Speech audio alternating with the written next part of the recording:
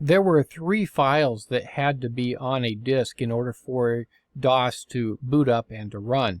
Now, DOS typically ran from just a little floppy disk, not from a hard drive. And so these were the 3 files that had to be there. They were IO.sys, MS-DOS.sys, and Command.com. Now, the first 2 of these were sometimes renamed depending on the licensed version of DOS that Microsoft was putting out. For example, IO.sys was sometimes called IBM BIO.com. MS-DOS was sometimes IBM-DOS.com, but Command.com was always the same.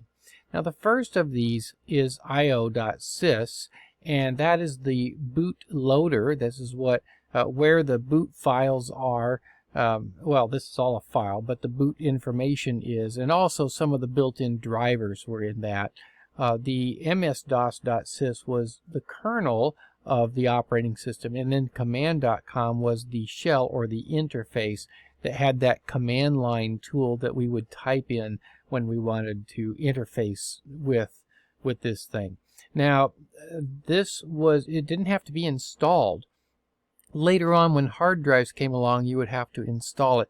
But initially, it was just on a floppy disk, and as long as those files were there, all you had to do was copy those 3 files to that disk and it would run. Now, there were often some other files that were there as well, an autoexec batch file, for example, but those files were not necessary for DOS to be there and to run. These are the only ones that had to be there.